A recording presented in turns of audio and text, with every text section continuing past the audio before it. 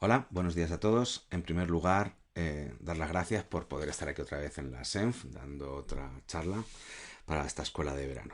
Es un placer.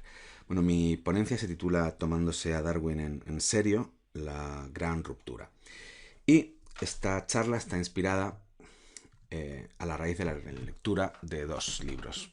El primero de ellos es esta obra del filósofo de la biología, del gran evolucionista británico Michael Ruse, que se titula precisamente Tomándose a Darwin en serio. Es una obra básica que se lee muy bien, muy sencillita, y además te pone una perspectiva muy interesante en torno a todo lo que es la filosofía de la biología contemporánea y lo que es lo que ha significado filosóficamente el darwinismo, ¿no? Y él va a insistir, pues evidentemente, en la idea de que hay que tomarse a Darwin mucho más en serio de lo que se le ha tomado. Otro libro más potente es el libro del filósofo norteamericano Daniel Dennett, por mi juicio uno de los filósofos más relevantes de la actualidad, que se llama La peligrosa idea de Darwin. Y en ella, Dennett insiste en que pues probablemente la mejor idea que nadie ha tenido nunca es la idea de la evolución por selección natural de Darwin. Y por lo tanto, pues es una idea que va a ser absolutamente revolucionaria y que va a cambiar nuestra concepción de todo, ¿no? Y que bueno, pues desde mi perspectiva, a pesar de ello, igual que piensa Michael Ruse, no se ha tenido demasiado en cuenta, no se ha tomado todavía Darwin demasiado en serio y no se ha caído en la cuenta de que esa idea es absolutamente dinamita y lo que realmente representa. Entonces, con esta charla quiero pues intentar dejar claro eso. Vamos con ello. Bueno, me voy a basar evidentemente en la figura de Charles Darwin, el gran naturalista inglés, el gran padre prácticamente de la biología contemporánea, y básicamente pues me basaré en dos de sus obras, que son evidentemente pues las obras más importantes, ¿no? El origen de las especies, publicada en 1859, y pues unos 20 años después publicó El origen del hombre, ¿no? Por selección en relación con el sexo, ¿no? Dos obras que fueron en su momento pues grandes rupturas, ¿no? Con el pensamiento que había y un escándalo como tal. Bien, estas obras para mí van a suponer cuatro grandes rupturas con el pensamiento tradicional, con la forma de entender el mundo de la filosofía tradicional. En primer lugar, habrá una ruptura con el esencialismo. Explicaremos lo que es el esencialismo, pero el esencialismo es una corriente, una perspectiva filosófica que ha dominado prácticamente pues, la inmensa mayoría de la historia del pensamiento occidental. Después, a ruptura con la perspectiva vitalista, lo que se conoce como vitalismo, también veremos lo que es. Tercero, habrá con Darwin una naturalización de la teleología, ¿de acuerdo? Hay una concepción del sobrenatural, digamos, de la biología, pues Darwin va a contribuir muy fuertemente a naturalizarla. Y luego habrá una cuarta ruptura con el concepto, con la idea de ortogénesis, que vamos a ver que el 3 y el 4 son dos caras de la misma moneda, ¿vale? Pero bueno, son las cuatro grandes rupturas que supone, a mi juicio, el pensamiento de Charles Darwin. Vamos con ellas. Bueno, en primer lugar, hay que entender qué es el esencialismo. Vamos a ver cómo rompe Darwin con el esencialismo. Bueno, pues el esencialismo viene de la antigua Grecia y viene pues de la figura de Aristóteles. Aristóteles es curioso porque se le conoce como un filósofo, se estudia así en bachillerato y se estudia siempre como uno de los grandes filósofos griegos, ¿no?, de la historia, pero si miramos lo que realmente estudió, lo que realmente escribió a raíz de los escritos que conservamos, ¿no?, que son bien pocos, pues vemos que escribió muchísimo más sobre zoología, sobre los animales y las plantas, que sobre filosofía, realmente. Es decir, casi quizá a Aristóteles lo tenemos que recordar más como un, digamos, proto-naturalista, un pre-biólogo, ¿no?, más que casi como un filósofo, ¿no? Entonces, pues a partir de ese esencialismo, vamos a ver cómo se entendió la biología. Bien, pues Aristóteles, cuando observaba el mundo, ¿no?, su mundo geocéntrico todavía, pues él decía que había dos características de este mundo que eran lo que lo hacían peculiar. Por un lado estaba la kínesis, que es la palabra griega que significa movimiento. Decía, la naturaleza se mueve, los seres vivos se mueven y hay que explicar el por qué se mueven y no están quietos. Y por otro lado está el metabolé, la metabole, perdón. Metabole quiere decir cambio, ¿no? De ahí nuestra palabra metabolismo, ¿no? Pues él decía, las cosas se mueven y las cosas cambian, ¿no? Los animales no tienen distintas fases vitales, no nacen, crecen, se reproducen, mueren. Eso hay que explicarlo. Y había un problema, y era que, ¿cómo es posible el conocimiento? ¿Cómo es posible conocer una naturaleza que está en continuo cambio y movimiento? ¿Por qué esto es un problema? ¿Por qué no se puede tener conocimiento de una naturaleza que tiene kinesis y que tiene metabole? Pues porque esto hay que entenderlo como si quisiéramos hacer un mapa del desierto. Tú quieres hacer un mapa de un desierto, ¿no? Y entonces por el día coges y te pones en un papel a dibujar las posiciones de las distintas dunas, ¿no? Dónde está cada duna de arena y las vas dibujando en su posición. ¿Pero qué es lo que pasa? Llega la noche, surge el viento y entonces la arena se va arrastrando con el viento y las dunas cambian de posición. Entonces a la mañana siguiente tu mapa no vale absolutamente para nada. Tu mapa no tiene sentido porque todo ha cambiado, todo se ha movido. Pues a eso se refiere Aristóteles. ¿Cómo podríamos hacer un mapa que realmente tuviera sentido? Pues si en él dibujamos las cosas que perduran, que permanecen estables. Por ejemplo, una carretera, una ciudad, no son cosas que aunque cambian con el tiempo, pero tardan mucho más en cambiar. Entonces son estables. Entonces ya si pongo en un mapa una ciudad, una carretera, que es lo que tienen los mapas actuales, pues entonces no me pierdo. Pues eso es, dice, si la naturaleza constantemente se mueve, cambian los seres vivos, ¿qué podemos conocer de ellos? ¿Qué podemos tener certeza de cómo son?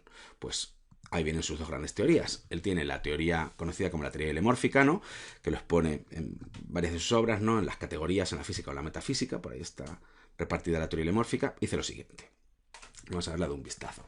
Pues dice que los objetos concretos, como una manzana, es lo que Aristóteles llama una sustancia primera, ¿no?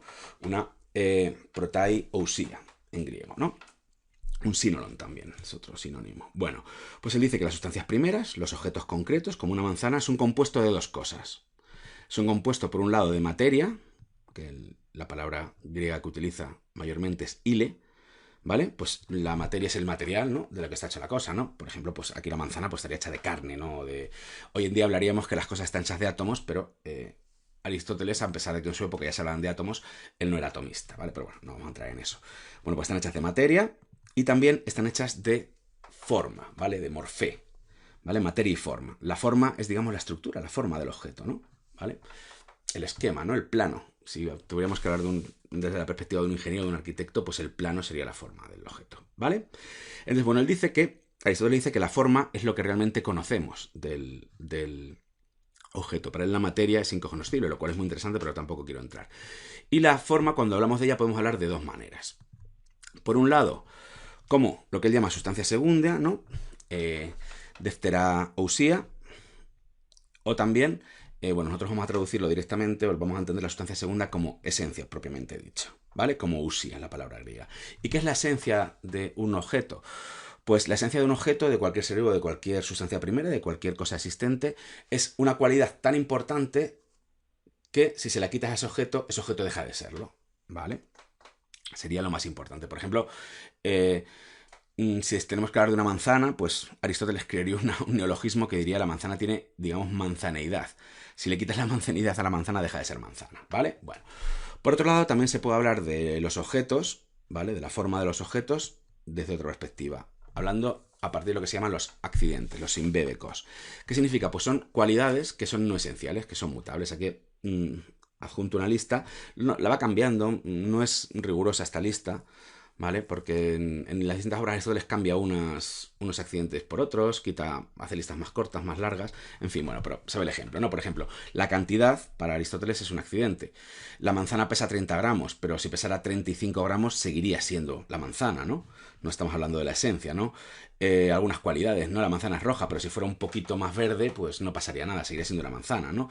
La relación, ¿no? La manzana está junto a una pera, pero si deja de estar junto a una pera relacionada con otros objetos, no deja de ser ella misma, ¿vale? Bien, pues para Aristóteles, el auténtico conocimiento, lo que realmente no cambia en los objetos, en general, es la esencia, la ousia. Entonces tú, a pesar, como vamos a ver ahora, de que un objeto cambie a lo largo de su vida, la esencia va a permanecer. Van a ir cambiando los accidentes. Estas pueden cambiar. No, estas serían las dunas del desierto que se mueven, pero la esencia permanece. Entonces podemos tener conocimiento de esa esencia, ¿no? Bien, luego lo veremos más despacio. Otra teoría que va a utilizar Aristóteles para explicar el cambio y el movimiento va a ser la famosa teoría del acto y la potencia, que es muy sencilla, vamos a explicarla muy rápido. Pues para Aristóteles el cambio y el movimiento son transformaciones de lo que está en potencia. Para la potencia utilizará la palabra dynamis, ¿vale? Lo que es dinámico, ¿no? Porque es un sujeto de cambio, ¿no?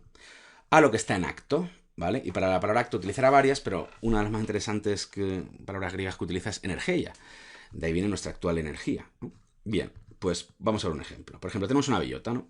Pues una bellota en acto, actualmente, pues evidentemente es una bellota, es lo que es. En acto es lo que es en el presente. Sin embargo, en potencia es una encina. Si nosotros plantamos la bellota, la regamos, pues al final nacerá una encina. Entonces, todo el cambio y el movimiento que ocurre en la naturaleza son seres que pasan de potencias a actos, no son potencias que se van actualizando constantemente. Entonces aquí tendríamos una encina, ¿no? Cuando ya la bellota ha actualizado todas sus potencias, llega a su fin, a su perfección, que sería pues ser una encina, ¿no? A esto lo llama Aristóteles el telos, ¿no? El telos es la finalidad, el objetivo, ¿no? Por eso el universo de Aristóteles decimos que es un universo teleológico. Todo tiene una finalidad, todo persigue un objetivo, ¿no? Todos los objetos que existen en el universo tienen unas potencias y toda su vida, ¿no?, consiste en irlas actualizando para llegar a su telos, ¿de acuerdo? Bien, curiosamente, para Aristóteles el acto es previo a la potencia, contra lo que pudiera parecernos por sentido común, porque para Aristóteles la bellota ya tiene en su naturaleza lo que va a ser en el futuro, ya tiene en su esencia, ¿no?, ser una encina, ¿no? Entonces de algún modo está planificado dentro de la bellota el ser una encina, claro, no está planificado ser otro tipo de ser, no va a salir de la bellota un dinosaurio, no, lógicamente saldrá una encina, porque ya está ahí, ¿no? Entonces el acto es previo a la potencia. ¿De acuerdo? Bien, pues con estas dos teorías explica la naturaleza. Vamos a verlo. Si tenemos aquí todas las fases por las que pasa una mariposa, en este caso una mariposa monarca, ¿no?, pues tenemos que están los huevos en la hoja, ¿no? Después pasa la fase de larva, ¿no? Después a la crisálida y después, por último, ¿no?, pues sale la mariposa. Pues tú dices, bueno, ¿qué tienen en común los huevos con la mariposa o el gusano con la mariposa? No se parecen en nada. Claro, porque estos cambios que va sufriendo son cambios que diría Aristóteles accidentales. Sin embargo, ¿qué es lo que se conserva? ¿Qué es lo que tienen en común todas estas fases? Pues, evidentemente, la esencia, la sustancia, ¿no? A pesar de que nosotros observemos que cambian, realmente hay algo que mantienen constantemente, ¿vale? La mariposeidad, podríamos decir, ¿no? Así, pues, dicho un poco así vulgarmente, pero lo mantienen. Entonces, por eso es posible conocer algo de la mariposa, ¿no? Si no, sería un caos, ¿no? De cosas cambiantes, ¿no? Bien, pues esa es la gran, digamos, muy resumida, el esencialismo de Aristóteles.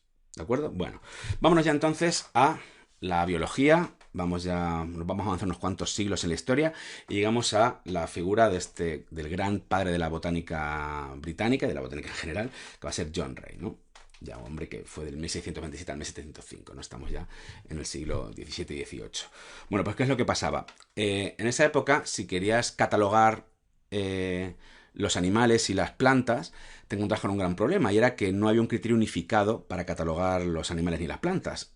Habitualmente se catalogaban por criterios pues geográficos, qué plantas hay en una región determinada, o de utilidad. Estas plantas valen para la agricultura, valen para crear ungüentos medicinales, o valen para cualquier otra cosa. Entonces no había criterios uniformes y encima en cada país, cada región, cada naturalista que se dedicaba a clasificar, pues tenía una clasificación propia, ¿no? Bueno, pues John Ray va a hacer la gran empresa de intentar clasificar todos los animales y las plantas, ¿no? Y será famoso su viaje, ¿no?, por Europa, con Sir Francis Willoughby, ¿no?, con su mecenas y su gran amigo, pues catalogando todo lo que pudo, ¿no? Bueno, pues John Ray, a la hora de hablar de especie, pues pues tiene un concepto muy prosaico, pero muy sencillo, ¿no? Le decía, vamos a ver, si tú plantas guisantes, ¿no?, pues de esa planta, evidentemente, de esa semilla, evidentemente va a salir una planta de guisantes, ¿no? Y a la vez, estos guisantes que de esta planta, los plantas y siguen saliendo guisantes, ¿no? Se mantiene esa guisantidad. En el fondo, el concepto de especie que está usando John Ray es muy, muy parecido al concepto de sustancia o de esencia en Aristóteles, ¿no? Eso que permanece en ese cambio que va pasando la especie, pues es lo que realmente es la especie, ¿no? Bueno, pero ¿qué es lo que pasa? Hay un problema. Pero claro, muchas veces cuando plantas guisantes, no todas las plantas de guisantes salen iguales. Imaginemos que sale una planta de guisantes un poco diferentes, con los guisantes pues de otro color, con las hojas de otra forma, en fin, diferente. ¿Cómo explicar las variaciones dentro de una misma especie? Pues aquí otra vez de nuevo apelaban a los griegos, ¿no? Pues John Ray en este caso se basaba sus contemporáneos se basaban en Platón, ¿no?, en el gran filósofo griego. Platón, como todo el mundo sabe, esto que voy a explicar es muy obvio, ¿no?, y todo el mundo lo entiende, pues su teoría de las ideas, famosa, ¿no?, teoría de los eidos, pues decía que, por ejemplo, para hablar de la idea de hombre, ¿no? En el mundo de las ideas existía el arquetipo de hombre perfecto, lo que debe ser un hombre, y todos los demás hombres existentes solo son copias, ¿no? Mímesis de ese hombre perfecto. Entonces, son copias imperfectas. ¿Qué quiere decir? Pues que no están tan bien hechas, digamos, en el proceso de copia pierden un poquito, ¿no? Es como cuando hacemos una fotocopia de un libro. Tú haces una fotocopia y la copia no sale tan bien como el original.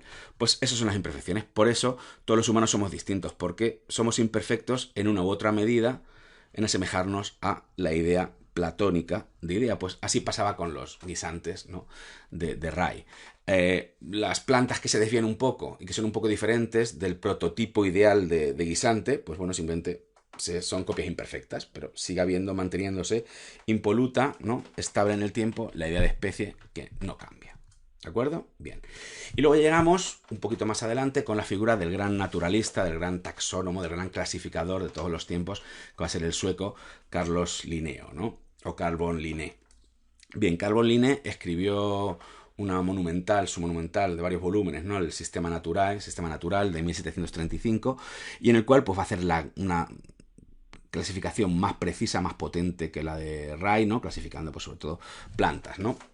Y aquí lo interesante es que, bueno, pues va a ser muy escrupuloso ya a la hora de intentar clasificar, ¿no? Entonces va a, pues, clasificar todos los seres en un árbol, como si dijéramos, de categorías, de taxones, en los cuales, pues bueno, lo que sabemos, ¿no? El reino, el filo, la clase, el orden, para acabar en la especie y el género, ¿no? Que es la clásica nomenclatura binomial, ¿no? En latín, que utilizaba Linneo y que puso él, pues, oficializó. Ya se utilizaba antes, ¿no? Porque, bueno, en latín se escribía, de hecho, se escribía en latín las obras, entonces las obras de biología se escribían en latín y se hablaba de las especies con nombres en latín, ¿no? Pero esta forma, ¿no? Pues la hizo él clásica, ¿no? ¿Vale? El género y la especie. Y una cosa curiosa es que tuvo el atrevimiento de incluir al ser humano dentro de esta clasificación y lo puso junto a los primates, curiosamente, ¿vale? Es la primera vez que se hace. Siempre, habitualmente, en cualquier clasificación, el ser humano estaba como lejos de los animales y era algo como completamente independiente. Aquí lo va a clasificar y es el primero que habla del ser humano como Homo sapiens, ¿no?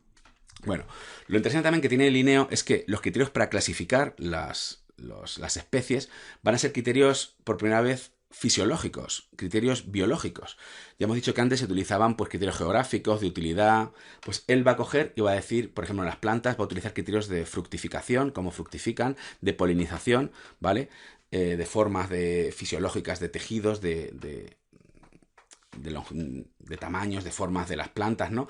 Entonces, por primera vez utiliza criterios biológicos y es curioso porque va a encontrar, evidentemente, linajes evolutivos. Va a encontrar plantas que son parientes evolutivas de otras, que han evolucionado las unas de las otras. Pero curiosamente, él no va a ser para nada evolucionista, aunque lo va a tener casi delante de los ojos, ¿no? Luego, pues, los evolucionistas se basarán en la clasificación de Linneo, evidentemente, para defender la evolución, pero él para nada, Linneo no quería para nada. De hecho, Linneo, famosa es su frase en latín, species top numeramus quod in principio creati infinitum ens, es decir, las especies que existen hoy en día son el mismo número que las que creó el creador cuando creó el mundo, ¿vale? Entonces no han surgido unas especies de otras, ni especies nuevas, ni menos, sino las que hay son las que creó Dios, ¿vale? Entonces, Linneo va a ser el gran representante del fijísmo, ¿no? Fijísmo es la teoría que dice que Dios creó todas las especies que vemos ahora y las creó exactamente tal y como son ahora. Y es curioso, ya digo, cuando él incluso veía parecidos entre unas especies, él simplemente veía que eso era representaba la grandeza de la mente de Dios, ¿no? Dios a veces pensaba en varias especies y tenía la misma idea, una idea parecida para construir, para crear, diseñar la misma especies distintas.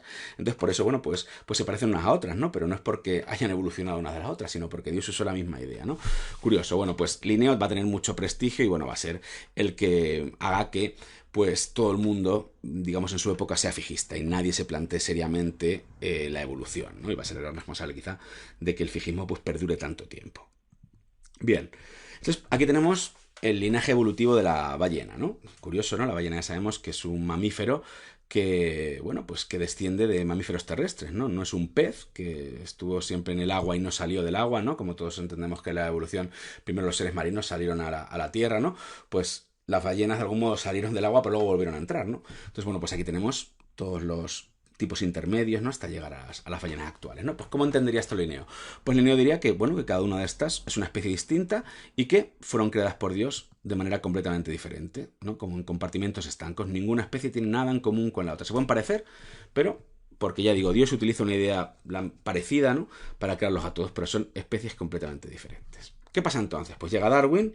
Aquí tenemos el famoso apunte en su cuadernito, ¿no? Donde vemos por primera vez el árbol de la vida, ¿no? El árbol de cómo va explicando los distintos linajes no evolutivos. Entonces, para Darwin, pues evidentemente, esto no funciona así, sino que cada una de las especies, ¿no? Antecesoras de la ballena, pues han ido evolucionando, ¿no? Para llegar hasta las ballenas y los cachalotes actuales. Entonces, para él, en la vida hay una continuidad, se rompen los compartimentos estancos. Ya no son compartimentos estancos creados por Dios, cada uno de una manera diferente, sino que hay una continuidad constante de la vida. La vida es un gran árbol, ¿no? No es un archivador, ¿no? ¿De acuerdo? Y entonces, el concepto de especie, en el fondo, solo denomina una fase temporal de una evolución continua. Es decir, cualquiera de estos tipos intermedios para llegar a la ballena simplemente dura un tiempo, pero va cambiando, va cambiando hasta dar lugar a otra especie. Entonces, simplemente las especies es una etiqueta que ponemos para entendernos, pero realmente solo representan un pequeño trocito de esta continuidad de la vida. ¿De acuerdo? El concepto de especie con Darwin se hace absolutamente dinámico y sobre todo pues da una idea nominalista, ¿no? ¿Vale? El concepto de especie no representa la esencia de la especie, no rompe brutalmente, ¿no? con el esencialismo. No es que realmente cuando hablamos de la especie estamos captando una esencia, sino simplemente es como si estuviéramos haciendo una foto para entendernos de un estadio por los que pasa la vida, ¿vale? Una pequeña fase temporal. Y esto pues es una perspectiva nominalista, que el nominalismo es pues, todo lo contrario a lo que podríamos entender por esencialismo, ¿no? Y Darwin rompe radicalmente con esto, y con esto rompe con siglos y siglos de historia de la filosofía y de la biología en este caso también. ¿De acuerdo? Bien. ¿Por qué hoy en día esta ruptura es realmente importante? Dice, bueno, pues bueno, hay un cambio de perspectiva, tampoco puede... ¿Qué consecuencias puede tener esto? Bueno, pues he traído aquí un ejemplo en el cual vais a ver muy bien cómo tienen consecuencias y consecuencias prácticas muy importantes. Por ejemplo, tenemos a Julian Savulescu, es un filósofo de la bioética australiano. Curioso que hoy en día en Australia es uno de los sitios donde la filosofía está apretando fuerte. ¿Quién lo diría, no? Bueno, pues Julian Savulescu publicó un libro, bueno, publicó varios, ¿no? Pero bueno, un libro que es asequible, ¿no? Que sacó la editorial TEL, Preparados para el futuro, la necesidad del mejoramiento moral. Y aquí básicamente lo de Savulescu a grandes rasgos defiende, voy a resumirlo muchísimo, es que, bueno, dado que hemos demostrado en la historia de la humanidad que el hombre pues es bastante egoísta, bastante malillo, ¿no? Bastante regulares como especies, y nos vamos a encontrar con grandes problemas en el futuro, como es el cambio climático o el terrorismo a gran escala, ¿no? Con la destrucción masiva. Él dice, bueno, pues que no se debe descartar de primeras la idea de que nos mejoremos moralmente a nivel biológico, es decir, con técnicas de ingeniería genética, cambiar a los seres humanos para que seamos más buenos, ¿no? Está hablando de cambiar, si habláramos con Aristóteles de esto, estaría hablando de cambiar nuestra esencia humana, estaría hablando de cambiar ya nuestro código genético, estaría hablando de crear una nueva especie a raíz de la nuestra, ¿no? Entonces, por esto las ideas de Savulescu son muy polémicas. Bueno, en el lado opuesto de Savulescu podríamos tener a Francis Fukuyama, un filósofo norteamericano que se hizo famoso en un primer momento por su famosa idea del fin de la historia, ¿no? Él decía que pues, las democracias liberales, capitalistas actuales eran como el sistema político final, ¿no? El sistema político más perfecto que cabría esperar, y entonces pues ya no va a haber una historia más allá de esto, no hemos llegado al fin, ¿no? de la historia. Bueno, es una tesis polémica que sí le hizo muy famoso, pero bueno, vamos al tema este. Hace también unos años publicó este libro, ¿no? Identidad, en el cual pues defendía las ideas, digamos, contrarias a Savulescu. Va a defender que el ser humano tiene una identidad, que esa identidad le da una dignidad y que eso no se puede tocar de ninguna manera. De hecho, hasta a lo que caracteriza al ser humano lo llamó el factor X. Él dice que el ser humano, si queremos definir al ser humano, siempre vamos a fallar en la definición, siempre nos vamos a quedar cortos. Por ejemplo, si definimos que el ser humano es un animal racional, pues vale, sí, es un animal racional, pero también es emocional, entonces nos falta algo. Si decimos que es un animal consciente, vale, pero también tiene otras cosas aparte de la conciencia, y otros animales también son conscientes, tampoco damos con ello. Entonces, él dice que hay algún factor X que no sabemos bien cuál es y que no es reductible para nada a categorías científicas, que es lo que realmente nos hace humanos. Entonces, hay que tener mucho cuidado porque si tocamos genéticamente al ser humano, si lo variamos en su ADN germinal, pues podemos tocar este factor X y crear monstruos, ¿no? Cosas que no tengan nada que ver con el ser humano, y esto es muy peligroso, ¿no? Bueno, pues aquí estarían enfrentados, ¿no?, las ideas de Savulescu con las de Fukuyama. Pero aquí, desde la perspectiva de Darwin, ¿vale? Pues pasaría lo siguiente, porque Savulescu podía apelar a la siguiente idea. Sabemos que el hombre sigue evolucionando, ¿no? Nuestra especie está evolucionando. Entonces, claro, nuestra especie, el Homo sapiens actual, en un futuro será otro ser diferente. Nuestra esencia va a ser modificada por el tiempo, porque ya hemos visto la concepción que da Darwin de naturaleza humana, del concepto de especie, ¿no? Una especie es algo dinámico, que se va moviendo, que va cambiando. Entonces, ¿qué pasaría si la evolución nos llevara a hacernos peores moralmente? Por ejemplo, en la novela de H.G. Wells, La máquina del tiempo, ¿no?, el viajero del tiempo viaja al futuro y se encuentra que en el futuro todo ha cambiado, ¿no? Y hay pues hay dos especies, ¿no? El hombre se ha dividido en dos, y una de las especies son los Morlocks. Y los Morlocks son seres malvados, ¿no?, que se dedican pues a cazar a los otros, ¿no? Entonces, ¿qué pasaría si de repente nos convirtiéramos en Morlocks? ¿Qué pasaría si la evolución nos llevara a ser más agresivos, más violentos, más malvados? Porque la evolución no va a ninguna finalidad, como veremos después, ¿no? Es un proceso ciego y azaroso. Entonces, ¿qué pasaría si nos llevara a esto? Pues dirá Saulus que evidentemente esto es una razón para que nosotros cambiemos al ser humano para hacerlo mejor, no dejar nuestra naturaleza en manos de algo que puede salir por cualquier lado, ¿no? Entonces, claro, deberíamos, ¿no? Incluso sería un deber moral intervenir antes de que esto pase, ¿vale? Y esto es porque precisamente Fukuyama está partiendo de una concepción esencialista, ¿no?, del hombre, pero claro, Darwin rompe con la esencia estable, fija del ser humano. Claro, le podemos decir a Fukuyama, es verdad que ¿cuál es el factor X que hay que defender? El del Homo sapiens, pero también el del habilis, el de ¿cuál? Porque va a ir cambiando. ¿Cuál es ese factor X? ¿De qué especie estamos hablando si cambia? Pues aquí, como vemos, romper el esencialismo en este debate daría la razón a Savulescu, ¿no? Y evidentemente tiene muchas más consecuencias y más repercusiones, pero no voy a entrar. Vamos a seguir. Otra ruptura importante que hace Darwin va a ser romper con el vitalismo. ¿Qué es el vitalismo? Bueno, pues también nos vamos a los griegos, nos vamos a Aristóteles, y bueno, pues básicamente el vitalismo lo que dice es que hay un principio, una fuerza, un impulso, ¿no?, una energía, etcétera, como lo queramos llamar, que es no reductible o explicable desde ningún elemento material, que está más allá, trasciende a lo material, y que al añadirse a la materia le insufla vida, ¿no? Hay algo, ¿no?, que el cuerpo inerte, ¿no?, el cuerpo está muerto, pues le insuflamos algo, hay un principio, un impulso, una energía, ya digo, algo, boom, y hace que el cuerpo vive, y cuando muere, pues pierde ese principio, ¿vale? Entonces, por ejemplo, Aristóteles, como siempre, pues decía que ese principio era la causa eficiente, el principio de movimiento. Él decía que los animales, que de hecho ahí la palabra animal animal es el ser que tiene ánima, es decir, que está animado, que se mueve por sí mismo. Es decir, que tiene el principio de movimiento, la causa eficiente, de algún modo dentro de sí, ¿vale? Entonces la rana tiene ánima, está animada, ¿vale?, y da saltos gracias a ese principio vital que tiene dentro y que la hace moverse, ¿vale? Y que, evidentemente, ese ánima, como digo, está más allá de lo material, no puede explicarse desde lo material. Por eso la ciencia no podría explicar, bueno, esto es una interpretación ya contemporánea, ¿vale?, la vida, ¿de acuerdo? Entonces, bueno, así habría movimientos naturales, por ejemplo, para Aristóteles, las piedras, cuando caen hacia abajo, es porque su movimiento natural, en su esencia, es estar abajo. Su posición natural es estar abajo de las cosas, no estar volando ni estar arriba, ¿no? Entonces, por eso, pues tienden a caer hacia abajo. Entonces, si nosotros cogemos una piedra y la levantamos y la tiramos hacia arriba, estamos violentando la piedra. Estamos haciendo un movimiento violento o artificial. Algo en contra de la naturaleza de la piedra. Y por eso la piedra se resiste y por eso baja hacia abajo, ¿no?, cuando lo lanzamos. ¿De acuerdo? Bueno, pues esta es la concepción vitalista que tenía Aristóteles y que pues se siguió durante mucho tiempo, ¿no? De hecho, pues ya sea desde la perspectiva ya evolucionista o no evolucionista, se entendía que había un principio vital dentro de los seres que, bueno, pues los mantenía vivos o los hacía cambiar. Incluso se podría decir que los dinosaurios, ¿no?, pues acabaron evolucionando hacia las aves porque había un principio vital, ¿no?, que guiaba esa evolución, ¿no? ¿Vale? Entonces, pues ya digo, el vitalismo se puede utilizar tanto desde la perspectiva fijista como desde la perspectiva evolucionista. ¿De acuerdo? Bueno, ¿qué pasó entonces? Antes de Darwin, llega Jean-Baptiste Lamarck, ¿vale? Lamarck va a ser el gran primer evolucionista, ¿vale?, que publicó su filosofía zoológica en 1809.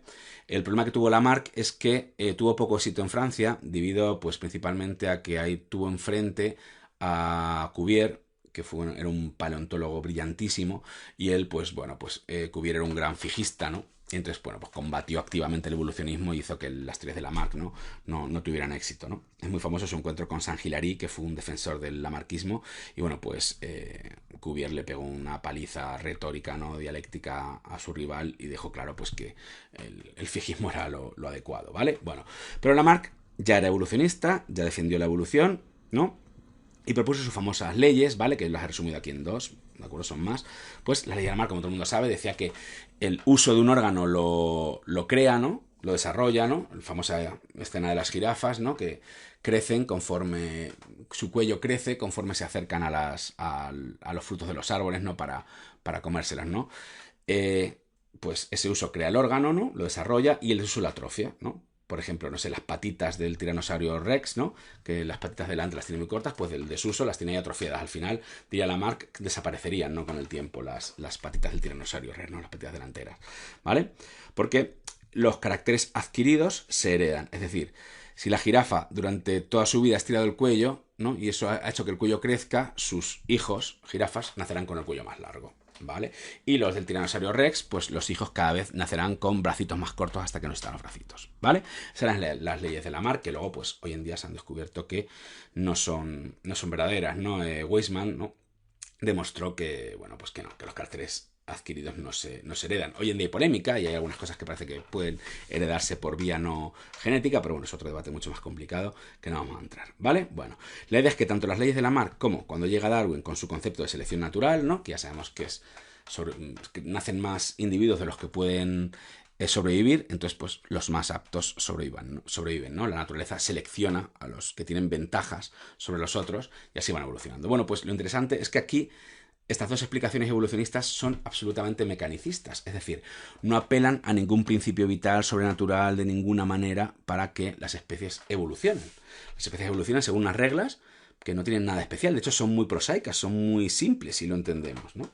Realmente, pues bueno, hay seres, ¿no? Según Darwin, que nacen con una pequeña ventaja, ¿no? Y esa ventaja pues les hace sobrevivir, sin más, sobre los que no sobreviven. No hay más misterio, pero no hay ninguna fuerza, ninguna energía, nada que esté detrás, ¿no? Entonces dan una canción mecanicista, ¿no? Muy científica, ¿no? Un poco sobrenaturalista en este caso, sobre la evolución de las especies, ¿no? ¿Vale? Bueno, curioso es esto porque a pesar de esta idea mecanicista de la vida, pues va a haber muchos filósofos y muchos pensadores que ya bien metidos en el siglo XX van a ser absolutamente vitalistas, lo cual a mí pues me parece hasta cierto punto un escándalo y un ejemplo de muchas veces la conexión que hay entre las humanidades y las ciencias, ¿no?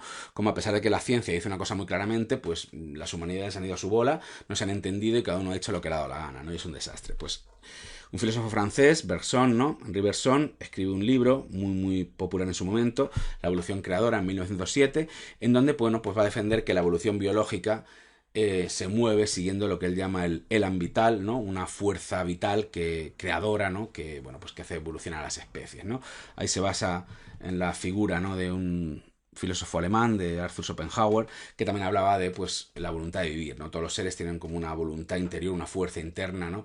Que les hace que quieran vivir a toda costa, ¿no? Y expandirse, ¿no? Pues bueno, pues Bergson, a pesar de que ya 50 años antes o más, hablando de Lamarck, habían dado propuestas mecanicistas para cómo funciona la vida y que además propuestas muy potentes a nivel científico, pues aquí los filósofos y mucha gente sigue hablando de vitalismo, ¿no? Y hoy en día incluso, ¿no? Otro autor también muy famoso en su momento, Teilhard de Chardin, pues el fenómeno humano, su obra principal de 1955, más fue un biólogo, en fin, tenía una gran formación en paleontología y humana y tal, en fin, pero aún así pues fue un gran también vitalista y pensaba, bueno, pues igual que un principio, ¿no? Que movía a la evolución, incluso movía la evolución hacia la mente, hacia la conciencia y en último término hacia Dios, ¿no? Metía también la teología dentro de todo esto, ¿no? O ya, a mi juicio, ya gente disparatada como este hombre, como Wilhelm Reich, ¿no? Que bueno, pues hablaba en la función del orgasmo de 1927, hablaba del orgón, ¿no? El orgón es una fuerza sexual, no sé, un derivado del concepto de libido de Freud, que bueno, pues también era una fuerza que movía al final a los seres vivos y todo eso. ¿De acuerdo? Bueno, esto se basaba en las ideas de Freud, que bueno, esto ya sé que es polémico y es muy controvertido decir algo así, hasta qué punto Freud era o no vitalista. Él habla de la libido, habla del eros, del tánatos, de fuerzas, ¿no? También que mueven a los seres vivos, pero bueno, no sé hasta qué punto él lo aplicaría a la evolución y lo desconozco, pero bueno, quizá se puede ver también huellas, ¿no? Quizá o restos del viejo vitalismo en Freud, ¿no? Bueno, pues ya digo, esto es muy curioso porque había muchos científicos y aparte de la teoría mecanicista de la evolución de Lamarck y de Darwin, desde otras perspectivas desmontaban el vitalismo. Por ejemplo, Felix Waller en 1828, a partir del cianato de amonio, obtuvo urea. Es decir, a partir de un material de química inorgánica, obtiene un compuesto de química orgánica, ¿no? Está obteniendo a partir de materia, digamos, inerte, está haciendo, como digamos, materia que no está viva, pero forma parte de los seres vivos, ¿no? Entonces, bueno, en fin, estás demostrando que la vida, los compuestos orgánicos, la química que hay en la vida no tiene nada diferente de la química de los seres inertes, ¿no?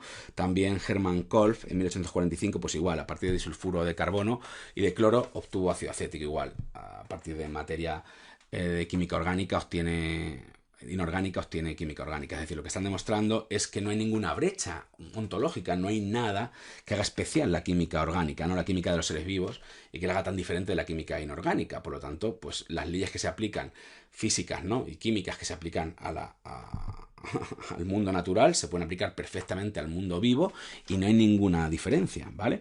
Pues fijaos, estamos hablando de 1828, 1845 y luego muchísimos más experimentos hasta ya en día de hoy que, bueno, pues se cambian, es facilísimo, ¿no?, pasar de una química a otra, ¿no? Pues y aún así, pues ya digo, muchos siguieron defendiendo el vitalismo incluso hasta el día de hoy, lo cual me parece pues bastante disparate. Bien, vamos a ver otra de las rupturas de Darwin. Naturalización de la teología, diseño sin diseñador. Bueno, aquí vemos este cuadro famosísimo, la Capilla Sixtina, ¿no? La creación de Miguel Ángel, pues expresa muy bien cómo se entendía como esta idea de Dios diseñador, ¿no? Aquí Miguel Ángel pinta a Dios con esta capa que simula la forma de un cerebro, ¿no? La mente de Dios, en la mente de Dios están todas las especies de seres vivos y Dios las crea, ¿no? Cada una de una forma independiente, ¿no? Es la idea de Dios demiurgo, de Dios ingeniero, de Dios creador de todo, ¿vale? Esta idea que permanecía en la biología hasta la llegada de Darwin, ¿no? Y bueno, pues quizá la figura más representativa de esta idea era la del teólogo británico William Paley, ¿no?, que tenía un libro que básicamente pues era el clásico de teología natural de 1802. ¿Y qué es lo que decía Paley? Bueno, pues Paley, uno de sus argumentos más famosos para defender la idea del Dios diseñador es esta, ¿no? Él decía, si miramos el ojo humano es, si lo observamos, es una obra de ingeniería maravillosa. Tiene un montón de partes complicadísimas, ¿no? Un cristalino que nos sirve para enfocar, que se mueve con los músculos del iris, en la retina, los fotorreceptores, en fin. Es un órgano que parece que está absolutamente diseñado y bien pensado para ver, ¿no? Y parecería absurdo decir que esto se ha creado por azar o de la nada, ¿no? Que no hay un diseñador, que no hay un ingeniero de algún modo detrás, ¿no? Él dice, es como si fuéramos por el desierto y nos encontramos un reloj y entonces decimos, no, este reloj se ha formado al azar, ¿no? Por granitos de arena se han ido juntando y se han solidificado y de alguna manera al final se ha creado esta maquinaria. No, lo normal es que si vamos por el desierto y vemos un reloj, dijéramos que bueno, pues ese reloj lo ha diseñado alguien. Hay un ingeniero detrás y buscaríamos rápidamente a alguien que lo hubiera creado, ¿no? Por eso, cuando observamos la naturaleza, cuando observamos el mundo y vemos todas estas perfecciones en los seres vivos, eso es una prueba clara de que existe un Dios ingeniero, ¿no? Esa es la idea que manejaban los biólogos de la época antes de llegar a Darwin, ¿no? Y bueno, que esta idea viene de lejos, viene de bueno, pues de toda la teología medieval, incluso de antes, ¿no? Pero bueno, quizá quien lo expresa mucho mejor que nadie es el filósofo más importante, el teólogo más importante de la Edad Media, que es Tomás de Aquino, ¿no? El gran defensor de la escolástica del siglo XIII. Bueno, pues Tomás de Aquino decía que había dos fuentes de conocimiento, dos lugares de los que puede surgir el conocimiento. Por un lado, tenemos la razón, que nosotros podemos llegar a verdades, a conocimiento cierto, a partir de simplemente nuestra inteligencia, nosotros, lo que llaman nuestro entendimiento. Tú observas la naturaleza y puedes encontrar regularidades, leyes, etcétera. Y puedes hacer ciencia perfectamente, ¿no? Sin ningún problema. Esto va en contra de muchos teólogos, otros que decían que no, que era imposible que alguien con la razón sola, sin que Dios lo iluminara, sin que Dios lo guiara, ¿no?, realmente pudiera obtener conocimiento, ¿no? Son las posturas de los iluministas, como por ejemplo de Agustín de Hipona. Bueno, pues para Tomás de Aquino no se puede conocer sin Dios. Luego hay otra fuente de conocimiento, que es la fe, que ya son la parte que necesitamos a Dios, ¿no? Son verdades reveladas que no son accesibles mediante la razón. Son cosas que Dios nos ha transmitido a través de las Sagradas Escrituras, de la Biblia, y que sin eso no podríamos conocerlas, ¿no? El hombre no puede llegar. Por ejemplo, para él, pues el misterio de la Santísima Trinidad sería un ejemplo, ¿no? Dios es uno y tres, eso nuestro entendimiento no lo entiende, no lo comprende, pero nos lo dice Dios en la Biblia, entonces por lo tanto en eso hay que tener fe, ¿vale? Pues son dos fuentes de conocimiento. Pero luego hay una tercera, que es la interesante, que es lo que se conoce como teología natural. Y él dice, hay un punto intermedio entre la razón y la fe en la cual mediante la razón podemos llegar a Dios, ¿vale? ¿Y cómo es eso posible? Porque dice, bueno, Dios no lo vemos en la naturaleza, Dios no lo podemos observar, no es un objeto empírico que tú puedas verlo, mira, ahí está Dios, por un telescopio, por un microscopio, no, no puedes. ¿Cómo entonces puedo yo conocer a Dios en la naturaleza, en el mundo? ¿Cómo lo puedo observar? Pues él saca aquí el argumento de las analogías, que consiste en decir, igual que un pintor cuando pinta un cuadro, deja algo de él, de su forma de ser, de su época, de sus intereses, de sus preocupaciones en el cuadro, Dios al crear el mundo ha dejado huellas, ¿no? Ha dejado rastros de él. Entonces nosotros podemos, observando la naturaleza, ¿no? Ver esos rasgos, esas huellas que ha dejado Dios ahí, ¿no? Entonces, pues de ahí sacaba Paley, no William Paley, la idea de que, bueno, pues claro, vemos esa perfección que hay en los seres vivos, por ejemplo en el ojo. Entonces, claro, esa perfección es una muestra de un gran ingeniero, de una sabiduría increíble, ¿no? Entonces, ahí estaba la posibilidad de la teología natural que defendía Paley. Y entonces, vamos a ver entonces qué pasa cuando llega Darwin. Bien, observamos aquí el ojo y su perfección. Entonces, bueno, ¿cómo verificamos, cómo sabemos si es cierto un enunciado funcional o finalista? Bueno, ¿qué es un enunciado funcional o finalista? Es una frase en la cual se habla de la función de algo, del fin de algo, del objetivo de algo. Y esto es curioso porque en biología se introducen enunciados finalistas o funcionales, mientras que en física no hay. Por ejemplo, si decimos la función del ojo es captar la información visual, es un enunciado funcionalista. Estamos diciendo cuál es la función, cuál es el fin, para qué existe el ojo. El ojo está para captar la información visual. Por ejemplo, en física las cosas no están para nada. Por ejemplo, nadie diría, no, la Tierra está, su función, su finalidad es dar vueltas alrededor del Sol. No, la Tierra está ahí casualmente y da vueltas alrededor del Sol porque da la gravedad, pero no hay ninguna finalidad en eso, ¿vale? Entonces, bueno, pues los enunciados funcionalistas han dado mucha polémica y mucho que hablar y mucho debate, no vamos a entrar en ello en temas de filosofía de la ciencia, porque claro, son muy distintos, ¿no? Y hacen que la biología sea muy distinta a la física tradicional, ¿no? Y si queremos reducir una a otra, pues tenemos problemas. Bueno, ¿cómo verificamos esto? ¿Cómo saber si yo digo la función del ojo es captar información visual? ¿Cómo sé que esto es verdadero o falso? Pues Paley, ¿qué diría? Paley diría, bueno, este enunciado es correcto si coincide con el propósito del diseñador. Es decir, si Dios ha creado ese ojo para que nosotros veamos, pues es cierto. Entonces que el ojo está ahí para ver, ¿no?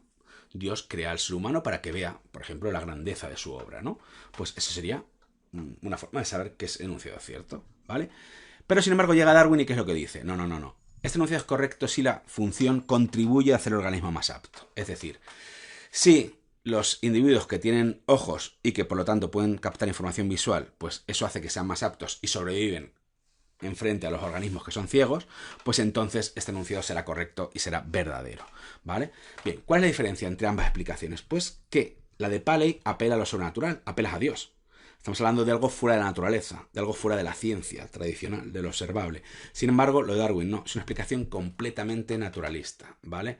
Está explicando la existencia del ojo a partir de una explicación que no se sale para nada del mundo natural. Es una explicación que no tienes que apelar a nada natural. Entonces, aquí está la gran ruptura. Darwin realmente no demuestra la imposibilidad de un creador, no demuestra que Dios no existe, ¿no? Hay gente que dice, muy mal, ¿no? Con Darwin ya todos ateos, ¿no? Con Darwin hay mil razones para defender, luego ya veremos la existencia de Dios de otras maneras, ¿no? Pero sí que lo que hace Darwin es que va a debilitar mucho la idea de que para explicar el mundo biológico o la evolución biológica haga falta Dios, ¿vale? De repente tenemos una explicación naturalista que no tiene que apelar a lo sobrenatural para explicar la evolución biológica. Es decir, destroza todo lo que es la teología natural aplicada a la biología. Ya no hace falta. Ya no. Eso que veíamos que nos parecía la grandeza de Dios en la naturaleza no es la grandeza realmente de Dios. Es más curioso, es un proceso ciego, torpe, tonto, como es la selección natural, la que realmente crea todo. Y eso, claro, pues es un escándalo. Estamos partiendo de la grandeza de la inteligencia de Dios y de repente decimos que no, que algo muy tonto, muy torpe, un proceso absurdo, pues realmente es la que crea todos los seres vivos. Y aquí evidentemente pues hay una ruptura y algo que escandalizó, ¿no?, mucho a los pensadores de la época de Darwin. ¿De acuerdo? Bueno, y esto se ve en desarrollos actuales, no sé si alguno, supongo que muchos lo habréis visto, ¿no? El famoso juego de la vida desarrollado por John Conway, ¿no? En su en su obra Regular Machines and Regular Languages, ¿no? De 1970, en la cual, bueno, pues hace un juego en el cual, pues en una malla cuadriculada, pues hay, como vemos, hay celdas que pueden ser negras o blancas, en función de una serie de reglas muy sencillas. Bueno, pues dejando esto operar, ¿no? Es un autómata celular, lo dejas operar muchas secuencias de tiempo y al final pues puedes encontrar desarrollos muy complejos y muy espectaculares, ¿no? Por ejemplo, aquí tenemos un organismo estable, ¿no? Que lanza, ¿no? Un lanzador de naves, ¿no? Esto va de aquí para allá y va lanzando constantemente naves, ¿no? Pues bueno, esto demuestra que de algún modo con reglas muy sencillas, ¿vale? Si la dejas evolucionar durante mucho tiempo, puedes conseguir cosas complejas, ¿no? Otro ejemplo de Stephen Wolfram, el físico, famoso físico, hace poco intentó dar una solución a la teoría del todo, ¿no? Con una teoría de grafos. Bueno, pues en una obra muy interesante suya, New Kind of Science, del 2002, bueno, pues igual probaba con autómatas, máquinas de Turing muy sencillas y bueno, pues desarrolló lo que se llamaba, muy interesante, muchas otras, la regla 110, que era, bueno, pues un patrón que va creando formas geométricas, en este caso como una malla de triangulitos, y el cual es una cosa alucinante porque desde un algoritmo absolutamente determinista y muy sencillo y muy simple, pues se crea esta malla en la cual es difícil, o si no imposible, predecir su patrón de triángulos. Entonces es algo alucinante porque estamos creando desde un algoritmo determinista impredecibilidad, ¿no? A Laplace, ¿no? El gran defensor del universo determinista, le estaría dando, predecible, le estaría dando un golpe muy fuerte, ¿no? Porque se puede crear impredecibilidad a partir de algo determinista. Bueno, la idea es que a partir de reglas muy sencillas, como puede ser la selección natural en el caso de la biología de Darwin, pues podemos generar estructuras ordenadas muy complejas e incluso impredecibles, ¿no? Aquí estamos de nuevo demostrando que no hace falta un dios ingeniero muy inteligente para crear cosas complejas, sino que con algoritmos iniciales muy sencillos podemos crear esos organismos, esas formas complejas. Bien, bueno. Ateleologismo, ruptura con la ortogénesis. Vamos a ver qué significa esto. Bueno, el concepto de teleología, como hemos dicho, ya lo hemos usado antes, hablar de Aristóteles, de su universo teleológico, quiere decir que todo lo que existe persigue un telos. Telos se puede traducir como finalidad, objetivo, perfección, propósito de algo, ¿no? ¿Vale? Entonces, cuando decimos que la evolución o que el universo, que lo que sea, sigue una evolución teleológica, ¿vale? Pues hablamos de que sigue un progreso, una dirección, una orientación, ¿no? O incluso una evolución hacia algo, ¿no? ¿Vale? Quizá aquí también una cosa curiosa es que Darwin habló de evolución y quizá, pues, más bien tenía que haber hablado de transformación, porque es cierto que la palabra evolución tiende, la connotación semántica que tiene nos lleva a pensar en un perfeccionamiento hacia algo, ¿no? ¿Vale? Tiene que haber simplemente de transformación porque la evolución, como vamos a ver, no siempre va a organismos más perfectos o mejores, sino que puede ir de otra manera, ¿no? Bueno, pues había dos formas de entender la teleología, ¿no? Por un lado, podemos hablar de lo que se llama teleologismo cósmico, ¿no? Rus lo desarrolla en un artículo en el 96, que dice que, bueno, pues que el universo, por ejemplo, puede tener una finalidad, ¿no? El universo sigue una finalidad, un telos, ¿no? No sabemos cuál es, o algunos filósofos podrán defender unas ideas u otras, ¿no? Pues eso sería, ¿no? El teleologismo cósmico. ¿De acuerdo? Otro concepto que sí se utiliza en biología, ¿vale? Para un poco romper o quizá quitar no sé, está manchado quizá el concepto de teleología, de mucha metafísica, de mucha teleología, ¿no? Entonces, de mucha teología, perdón. Entonces, bueno, pues Pittendrigh acuñó el término teleonomía, que viene a decir, bueno, por ejemplo, eso, una mitocondria, ¿no? Que tenemos aquí en el dibujo, en la imagen, pues tiene claramente una finalidad que sirve para dar energía a la célula. Entonces, claramente tenemos que hablar que sigue un telos, ¿vale? Sigue una finalidad. Pues bueno, pues esto lo puso muy de moda el famoso biólogo Jacques Monod, ¿no? En su libro Azar y Necesidad, utilizaba el concepto teleonomía, ¿no?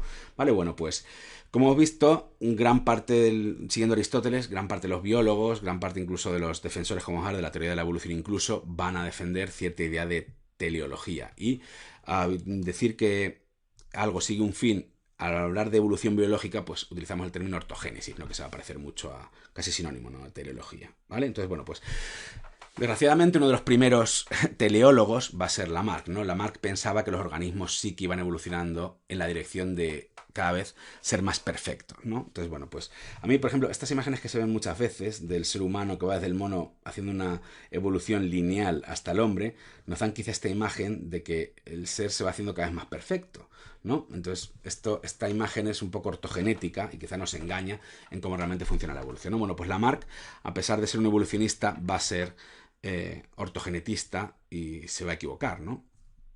pero con él muchos otros. Por ejemplo, tenemos a Lev Berg, ¿no? Que fue un gran biólogo, ¿no? Ictiólogo, ¿no? Se dedicaba a investigar los peces en la Unión Soviética y bueno, pues él va a ser un gran ortogenetista, ¿no? Curiosamente, va a ser muy crítico tanto con Darwin como con Lamarck, va a defender la teoría de la nomogénesis, en fin. Es curioso porque en Rusia a Darwin se lo recibió mal. El gran líder, ¿no?, de la ciencia rusa, Lysenko, pues veía en Darwin pues que en el fondo era una representación de la economía capitalista aplicada a la biología. Entonces pues él fue siempre lamarquista, ¿no? Y fue un desastre porque se dedicó a los proyectos de agricultura en Rusia y bueno, pues tuvo consecuencias nefastas, ¿no? Bueno, pues Berg va a ser uno de los grandes eh, ortogenetistas, ¿no?, rusos, ¿no? En Estados Unidos pasó lo mismo. Tenemos a Henry Fairfield Osborn, ¿no? Que bueno, pues una de sus obras se llamaba Aristogénesis, es decir, cómo se van creando. La palabra aristo viene de aristoi, que significa los mejores, ¿no? Cómo se van generando los mejores, ¿vale?, seres a partir de un principio creativo del origen de las especies, ¿no? Pues evidentemente pues defendió que la evolución iba hacia una finalidad. También otro famoso, Edward Drinker Cope, ¿no? Igual, ¿no? Defendían esa línea. Y esto tuvo malas consecuencias porque, bueno, estos fueron grandes paleontólogos norteamericanos que además, bueno, pues hicieron grandes aportaciones a la obtención de huesos, ¿no? La famosa guerra de los huesos en Estados Unidos por quién tenía la autoría, ¿no?, del descubrimiento de los distintos huesos de fósiles, ¿no?, de dinosaurios. Bueno, tuvieron mucha influencia y, ya digo, defendían teorías ortogenetistas. Pero el gran defensor de la ortogénesis, el gran defensor de la teleología va a ser Herbert Spencer. Spencer es curioso porque es un filósofo que tuvo muchísima influencia y fue muy importante en la segunda mitad del siglo XIX, y sin embargo hoy en día no se le estudia mucho, cuando quizás se debería estudiar mucho más. Bueno, pues Herbert Spencer, en una de sus obras, Principles of Biology, de 1864, pues va a defender que la evolución sigue tres direcciones. Por un lado va de lo incoherente a lo coherente, haciendo organismos cada vez más coherentes, del homogéneo a lo heterogéneo, ¿vale? Va creando cada vez seres más diversos, más diferentes, ¿no? Y también va de lo indefinido a lo definido, ¿no? De seres más, digamos, con unas fronteras más difusas a seres mucho más, ¿no?, definidos, mucho más claros, ¿no?, mucho más precisos. ¿De acuerdo? Pues bueno, pues Spencer defenderá esta idea y, bueno, pues otro gran defensor de que la evolución tiene una finalidad. Por supuesto, Teilhard de Chardin, ya lo hemos visto, ¿no?, que aparte de ser un gran vitalista, pues él decía que la evolución tiende va de lo material a lo inmaterial, ¿no?, de lo inconsciente a lo consciente, es decir, la evolución está orientada a crear inteligencia, a crear conciencia, y al final esa conciencia pues irá a la nosfera, al mundo de las ideas, hasta llegar a la idea de Dios, ¿no?, que es lo que llama Teilhard de Chardin el punto omega, ¿no? La evolución va hacia Dios en el fondo. ¿De acuerdo? Bien, pues ¿cómo se ve actualmente esta idea? Porque hay mucho debate. Bueno, vamos a ver entonces las perspectivas de los biólogos actuales, ¿no?, de los grandes representantes del mundo científico, a ver qué dicen. Bueno, pues, por ejemplo, Edward Wilson, famoso mirmecólogo, muy polémico, padre de la sociobiología, pues hablaba de que, bueno, pues que la evolución tiende a un aumento de la biodiversidad. Sí que siempre que hay evolución va a haber más biodiversidad, ¿no? No tiende a lo contrario. Bien, otros, por ejemplo, Stebbins, ¿no?, uno de los padres de la síntesis, ¿no?, de la teoría de la gran síntesis darwinista de los años 30 a los 50 del siglo pasado, ¿no? Bueno, pues va a defender que hay un aumento de la complejidad, son seres más complejos. Maynard Smith, ¿no?, uno de los que aplicó la teoría de juegos a la etología, ¿no?, con gran éxito, pues también defiende este aumento de la complejidad, ¿no? También el aumento de la adaptabilidad, ¿no? Por ejemplo, pues será defendido por Theodosius Dobzhansky, ¿no?, el famoso que acuñó la frase que nada en biología tiene sentido sin Darwin, ¿no?, sin la evolución. O el famosísimo Richard Dawkins, ¿no?, el gran defensor del ateísmo, ¿no?, en la época actual, pues dicen que aumenta la adaptabilidad. Tenemos seres cada vez que se adaptan mejor constantemente al medio, ¿no? Tenemos cada vez mejores supervivientes. O, por el otro lado, hay quienes niegan cualquier tipo de progreso, como sería el famoso paleontólogo Stephen Jay Gould, ¿no?, o ya el mencionado Michael Ruse, ¿vale? Bueno, pues vamos a ver objeciones a todas las perspectivas, ¿vale? ¿Qué objeciones hay en contra de que aumente la biodiversidad? Bueno, pues que no siempre ha sido así. Por ejemplo, se habla de que en la explosión cámbrica, ¿no?, un momento en el que hay una gran explosión de biodiversidad, es un montón de seres nuevos, pues dicen que incluso habitualmente se postula que podría haber más biodiversidad que en la actualidad, ¿vale? Luego se han extinguido seres y entonces pues hoy en día tenemos menos biodiversidad. Entonces no se aumenta la biodiversidad, sino que a veces baja, ¿no? ¿Vale? Y extinciones masivas ocurren periódicamente. Hemos tenido muchas extinciones ya masivas, periodos en los cuales de repente la biodiversidad disminuye drásticamente y luego vuelve otra vez a nacer. Entonces, en cualquier caso, el aumento de la biodiversidad será algo como cíclico o periódico, no sería algo que aumente constantemente. Bien, aumento de la complejidad. Vamos a ver la crítica. Pues primero, claro, la objeción más evidente es que, claro, evidentemente, si los seres vivos parten de la simplicidad más mínima, ¿no? Los primeros seres unicelulares en el fondo de los océanos, pues evidentemente la complejidad solo puede aumentar. Pero realmente no tiende siempre así. Hay organismos que se han simplificado, luego veremos a lo largo de la historia, ¿vale? De hecho, hoy en día también el aumento drástico de la complejidad solo se ha dado significativamente en una parte pequeña de todo el bioma. Es decir, sabemos que la biomasa la forman los microorganismos, la gran parte. Es decir, los organismos superiores, mamíferos avanzados como el ser humano, solo somos una pequeña parte de todos los seres vivos. Pero los microorganismos, ¿no? Las bacterias y los virus han permanecido inmutables prácticamente a nivel de complejidad durante eones y eones de tiempo, ¿no? Entonces quizá la complejidad no es algo que tienda a aumentar tan claramente, ¿vale? Bueno, aumento de la adaptabilidad. ¿Qué crítica le podríamos hacer? Bueno, pues perdón, se me ha olvidado esto. Hay organismos linajes que han tenido la simplificación. Ya veremos luego un ejemplo, ¿no? De cómo no siempre se hacen más complejos, sino que incluso se simplifican. Bueno, aumento de la adaptabilidad. ¿Cuál es la crítica? Bueno, pues muchas veces es complejo comparar la adaptabilidad entre diversos organismos y diferentes ecosistemas. Claro, por ejemplo, si tenemos un oso polar que en el Polo Norte está súper bien adaptado y lo comparamos con un camello que está muy adaptado a la vida del desierto, ¿cuál se adapta mejor? Pues no, cada uno solo puedes comparar con organismos que estén en su mismo ecosistema.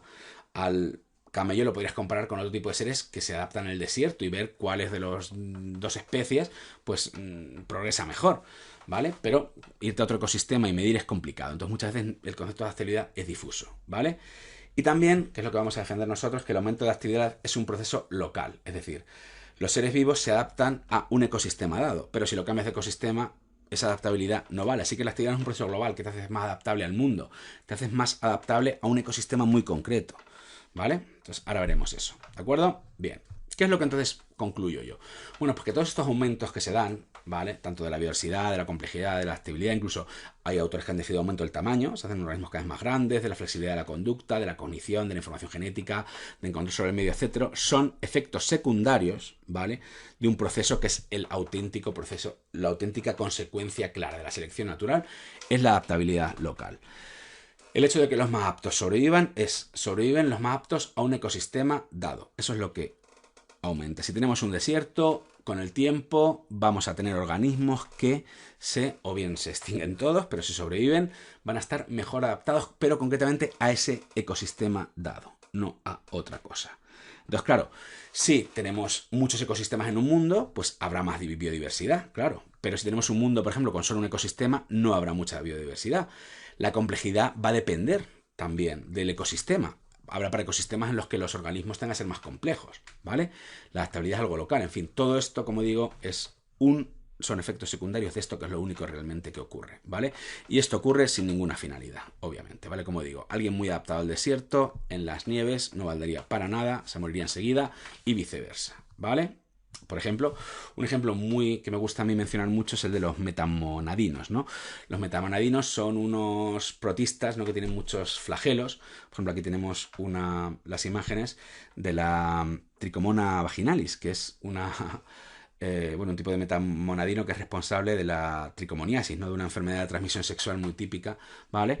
Bueno, pues los metamonadinos fueron curiosos porque eran unos organismos que en un principio, en fases evolutivas anteriores, tenían mitocondrias, que las mitocondrias son una adaptación maravillosa, impresionante, que son unos mecanismos de creación de energía buenísimos, que prácticamente, bueno, pues tienen todas las células eucariotas del mundo animal, ¿no? Y el mundo vegetal, ¿no? Del mundo vivo, las tienen.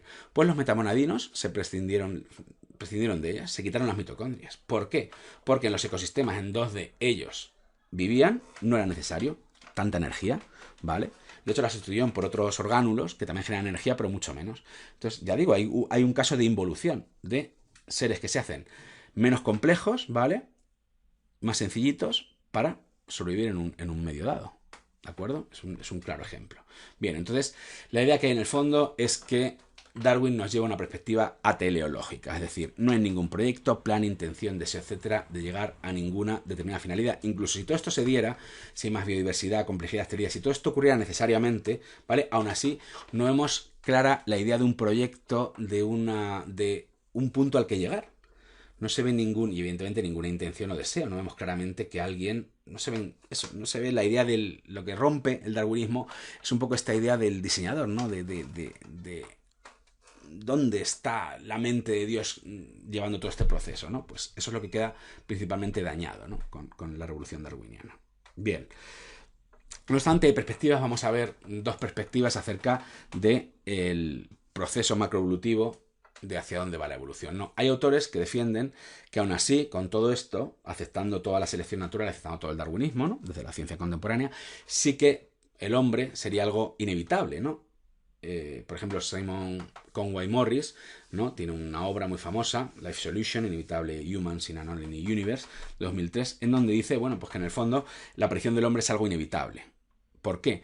Porque dado los ecosistemas que tenemos, ¿no? Pues se ven claramente unas analogías, unas convergencias evolutivas muy claras. Por ejemplo, él dice, si tenemos un universo, ¿no? Un ecosistema en donde hay mar, evidentemente al final acabarán apareciendo aletas y acabarán apareciendo branquias y acabarán apareciendo una serie de órganos claramente que son los que son para adaptarte a ese medio.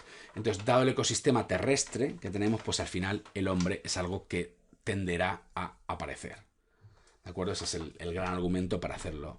De hecho, pues otros científicos han aportado pruebas. Por ejemplo, Carl Niklas, ¿no? Es un algólogo, un especialista en algas, en vegetación marina de la Universidad de Cornell, pues publicó un artículo en 1994 muy interesante en el cual pues hizo simulaciones en ordenador de el crecimiento de plantas. Entonces él hizo un pequeño entorno informático en el cual, bueno, pues veía cómo podían crecer las plantas, qué forma podían tener en función de la orientación de la luz, en función de dónde podía estar el agua en el suelo, etcétera, ¿no? De los nutrientes, ¿no? Y del ecosistema típico de las plantas. Pues vio que las formas que se creaban, como vemos aquí, son las típicas formas de las plantas. Es decir, él acaba diciendo, es que dado cómo está el ecosistema, las plantas al final tienen que ser como son. Al final, la existencia de este tipo de plantas es inevitable, prácticamente, dado el ecosistema que tenemos. Pues en el fondo está reforzando la idea de Conway Morris, ¿no? Otro experimento famoso fue el que hizo Thomas Ray, un activista, ¿no? Ecologista. Bueno, pues hizo un programa, el famoso Project Earth, ¿no? De 1990, en el cual, bueno, pues hizo un entorno biológico simulado muy sencillo, en el cual, bueno, pues todas estas barras representan los organismos que había, ¿no? Entonces, bueno, pues igual simuló un mundo vivo con nutrientes, en fin, con tipo de microorganismos, a ver cómo evolucionaban, ¿no? De hecho, se han hecho muchos a partir de la obra de Ray. Y bueno, pues lo que vio, y que fue muy interesante, es que típicas relaciones como las de parasitismo, como las de comensalismo, ¿no? Que se dan entre los seres vivos, ¿no? Entre los microorganismos, surgían espontáneamente. Es decir, conductas típicas que vemos en el mundo natural aparecían muy rápido en la simulación. Entonces da la impresión también de que es algo inevitable. Si tenemos un mundo en el cual hay unos organismos con tales características en un ecosistema dado, al final surgirán estas conductas, ¿no? Pues bueno, todo esto son argumentos a favor de la inevitabilidad de la aparición del hombre, ¿no? Que en este caso gustaría a Paley o gustaría a los defensores de la religión tradicional, ¿no? Del cristianismo tradicional. Por otro lado, tenemos la figura de Stephen Jay Gould, ¿no? Este paleontólogo que murió hace unos años y que su obra principal es la estructura de la teoría de la evolución, un volumen interesante. Tiene grandes libros de divulgación que, bueno, son muy conocidos, pero si no los conocéis os los recomiendo, son preciosos los libros de divulgación biológica de Stephen Jay Gould. Bueno, pues Stephen Jay Gould defendía lo contrario. Él defendía que el hecho de que estamos aquí es cuestión de suerte, de mucha suerte, y que si rebobináramos hacia atrás la historia natural y le diéramos al play, realmente aparecían otros seres completamente distintos y nosotros nunca hubiéramos aparecido. ¿Por qué? Pues él apela mucho a eventos macroevolutivos que cambian todo. Por ejemplo, las extinciones masivas. Pensemos en el meteorito, ¿no? Que se postula como causa de la extinción de los dinosaurios, dice Stephen Jay Gould. Si el meteorito nunca hubiera caído en la Tierra, si el meteorito hubiera pasado rozando la Tierra pero no hubiera dado, pues seguramente los dinosaurios no se hubieran extinguido y pues seguramente a lo mejor los mamíferos no hubieran tenido el éxito que tuvieron y entonces los humanos nunca hubiéramos aparecido. ¿De acuerdo? Entonces fue la suerte de que cayera ese meteorito, ¿vale? O por ejemplo, otro evento muy importante. Hubo un choque de placas tectónicas, ¿no? En África, ¿no? Que cogió y creó lo que se conoce como la gran falla del Rift, ¿no? Que dividió del continente, digamos, en dos partes separadas por un inmenso cañón, ¿no? Entonces los primates que vivían ahí, unos se quedaron al este Y los del este, por el clima, siguieron viviendo en una zona de selva, ¿no? Con mucha vegetación, que es donde estaban acostumbrados a vivir. Pero los del oeste, en las cordilleras que se crearon, no dejaban entrar las lluvias y entonces pues llegaron a una zona de sabana, de clima más seco. Pues ese clima más seco hizo que hubiera menos vegetación y es una de las causas que se utilizan, de las hipótesis de las que se habla para hablar de que estos monos acabaron por andar erguidos, ¿no?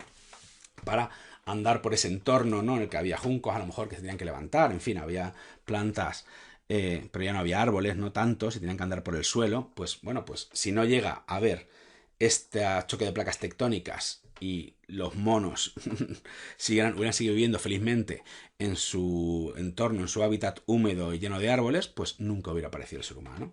¿De acuerdo? Entonces son macroeventos que van cambiando la evolución, ¿vale? O, por ejemplo, un biólogo me comentó, que me gusta mucho esta idea, que hay un fenómeno interesante en el mundo biológico que, bueno, pues que hace que no siempre las especies más adaptadas sean las que sobrevivan. Por ejemplo, lo llamaba el fenómeno de llegar primero.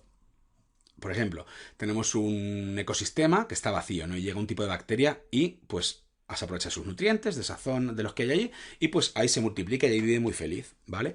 Entonces está ahí muy bien. Llega de repente otra bacteria que supongamos que tiene mecanismos evolutivos más avanzados, que es más compleja, que es más perfecta, pero cuando llega ahí, eso, ya han llegado primero otros, ya han copado ese nicho y entonces por mucho que ella intenta entrar ahí, los otros son más, ya tienen todo y entonces al final pues no consigue entrar y se extingue. ¿Vale? Entonces simplemente el llegar primero a un sitio, antes de que otros, aunque esos otros estén más adaptados, te hace que tú sobrevivas y el otro no, ¿vale? Entonces fijaros, eso es un acontecimiento de pura suerte.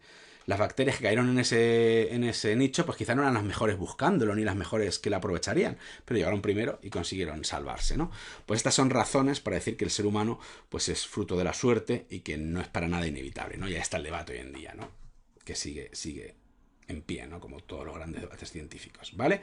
Bueno, y por último quiero acabar con una pregunta, ¿no?, muy profunda, muy trascendental.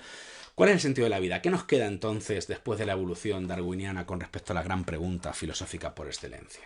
¿Vale? ¿Cuál es el sentido de nuestra vida? Porque las religiones, ¿no? Intentan darnos un sentido claro, ¿no? Pues Dios nos ha puesto en la tierra para que, bueno, pues seamos buenos, llegamos aquí al reino de Dios y entonces pues nos premiará en la otra vida, ¿no? Es uno de los mensajes no típicos del cristianismo, ¿vale? Pero claro, si decimos que Dios no es no seguimos esta evolución ateleológica que nos dice Darwin y decimos que, bueno, pues Dios entonces no nos ha creado, o Dios no, la evolución podíamos no haber surgido nosotros. Entonces, si nosotros pudiéramos no haber surgido, bueno, ¿qué sentido tiene este mensaje? No se derrumba la religión. Bueno, pues vamos a suponernos que uno de los caminos de la evolución, que es el que ya se ha cumplido, lleva al ser humano, ¿no? Pero, como hemos visto según Jay Gould, podía haber habido otros, ¿no? Que nos llevaran a otras especies completamente diferentes. Si la evolución hubiera ido por aquí, por el camino rojo, realmente nunca hubiera asistido al hombre, ¿vale? Entonces, pues ahí digo, las religiones se derrumbarían. ¿Cómo se puede salvar esto desde la religión tradicional? Bueno, podemos decir, vale, pues Dios podía haber hecho lo siguiente. Podía haber cogido y simplemente él, en su infinita sabiduría, ¿no?, que es algo que se le presupone desde las religiones, él podría saber todos los caminos posibles de la evolución. Entonces él puede cambiar las condiciones iniciales, es decir, el ecosistema inicial en el que surge la vida, lo pones inicialmente de tal manera que haces que la evolución siga el curso que tú quieres. Dios podría haber hecho eso y hacer que entonces el mundo, necesariamente la evolución natural, llevara al ser humano y ya está. Entonces la religión quedaría a salvo. Dios ha creado el mundo para que el ser humano llegara. Sin embargo, hay un problema. Si metemos el factor azar, ahí sí que hay un problema. Otro problema para la religión. ¿Cuál? Tú dices, bueno, es que desde la teoría de la evolución habitualmente se habla de que las mutaciones que producen los cambios en los seres son azarosas. Es decir, hay una mutación en un gen, en un cromosoma determinado, tal, que hace que surja un cambio en el ser que puede darle una ventaja evolutiva y que le haga evolucionar. Entonces, claro, si estamos hablando de azar, si entendemos el azar puro como algo que es totalmente impredecible, ni siquiera Dios puede saberlo. Entonces Dios, por mucho que cambie las condiciones iniciales, no podría hacer nada, porque es un proceso azaroso. Son tiradas de dados que irían llevando pues unas especies u otras. Entonces el gran enemigo aquí de Dios sería el azar, claramente, ¿no? Bueno, no obstante, esto se puede salvar también. ¿Cómo? Bueno, Dios tiene tiempo infinito antes de crear nuestro universo. Él podía probar antes de crear nuestro universo, todos los universos posibles. Es decir, él crea un universo, se tiran los dados, no sale el ser humano, prueba otro, prueba otro, prueba otro, infinitas veces hasta que al final le salga el universo en el que sale el hombre. Y ya está, y sale el hombre, y lo consigue. Y Dios entonces habría creado un universo para que el hombre surgiera. Vale, podría salvarse, pero ¿qué es lo que pasa? Pues por lo menos ya desde mi perspectiva, aquí cabría apelar a la siempre saludable navaja de Occam, ¿no? Entia non sunt multiplicanda praeter necessitatem. No hay por qué multiplicar los entes sin necesidad. Es decir, si ya tenemos una explicación natural, científica, bien de la evolución, como es la que nos da Darwin, sin necesidad de Dios, ¿no? Sin necesidad de tener que hacer tantas requiebros como hemos hecho hasta ahora, ¿no? Tener que hablar de tantas cosas extrañas, ¿no? Y meter tantas, digamos, hipótesis ad hoc para meter a Dios en la ecuación, pues entonces mejor será directamente quitarlo, ¿no? ¿Vale? No hay por qué multiplicar los entes sin necesidad. Si tenemos una explicación natural, no hace falta irte a una explicación sobrenatural, ¿vale? Yo creo que eso es una de las consecuencias que serían saludables desde la perspectiva darwiniana, ¿no? Entonces, al final caeríamos aquí en lo que se conocería como un nihilismo evolutivo. ¿Cuál es el sentido de la vida? El sentido de la vida biológica. Ninguno.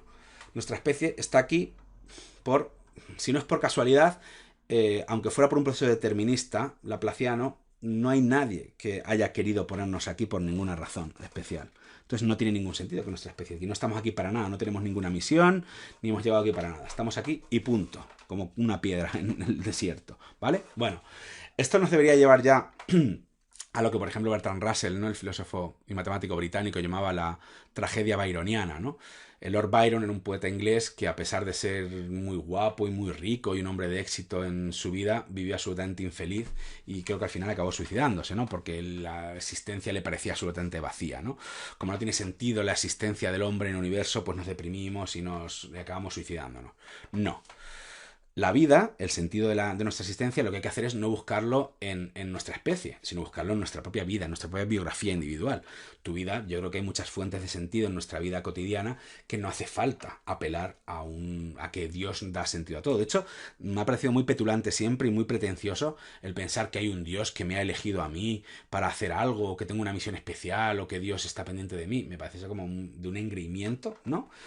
No puede ser que no haya ningún Dios que nos esté mirando desde ningún sitio, ni aprobando o desaprobando nuestra conducta, ni orientándonos a nada, pero aún así tu vida puede tener muchos sentidos. Tú puedes elegir, por ejemplo, una vida que consista en dedicarte a hacer el bien a los demás, y eso puede darte mucho sentido y mucha felicidad, y no tienes por qué ir más allá, ¿no? De todo eso. ¿De acuerdo? Bien, pues aquí termino, no quiero enredarme más, y terminamos nuestra conferencia. Aquí tenéis mis datos. Sin más, ha sido un placer, y espero que os haya gustado y que os haya resultado interesante. Hasta pronto.